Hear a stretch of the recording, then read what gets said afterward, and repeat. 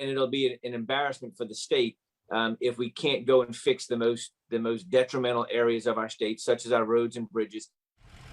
Okay, you hear it right there. Lawmakers know that major improvements are needed across Louisiana, and they say it's on them to get it done.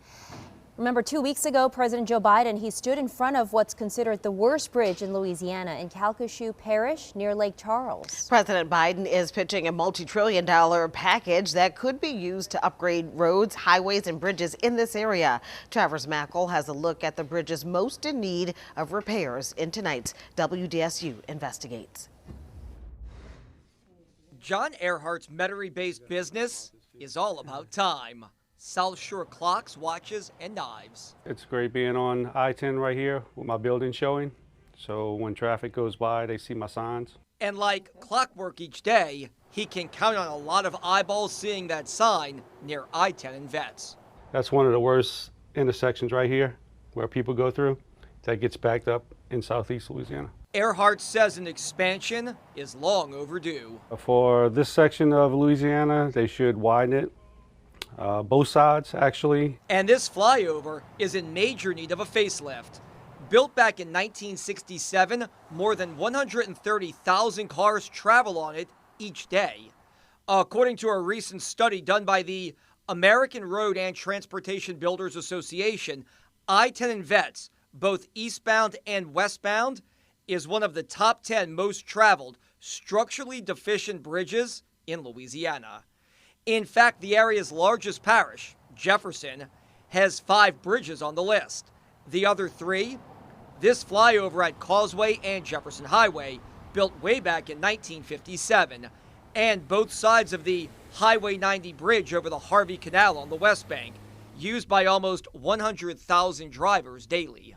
Jefferson Parish being the largest, sales tax provider of the state, got to get our roads and bridges up to par sooner rather than later. All of the Jefferson Parish East Bank locations fall in the district of State Senator Cameron Henry.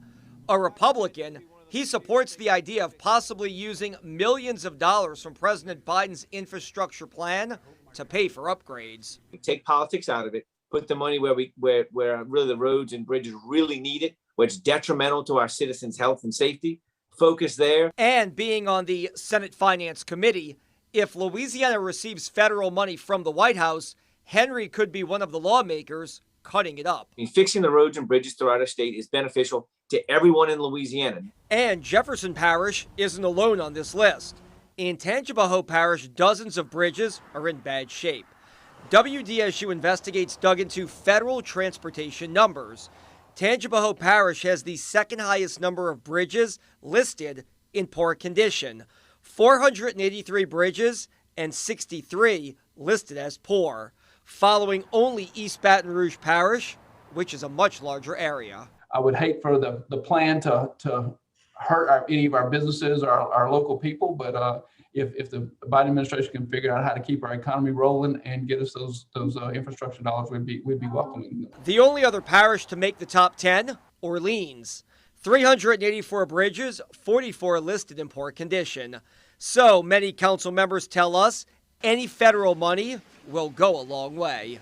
In Baton Rouge, if the money is secured, Henry plans to move quickly, as he's aware DOTD has a backlog of projects totaling about $14 billion. So we can't sit around and plan and study for months and months and months. You come up with one big overall idea of how you want to approach, and then you move forward that way. For Earhart, he's just watching the clock, waiting for action. Now, we should point out about 13% of all bridges in this state are listed in poor condition. Also, there are more than 12,000 bridges across Louisiana, more than 30% built before 1970. Sulla, Gina, let's send it back to you. All right, Travers, thank you so much.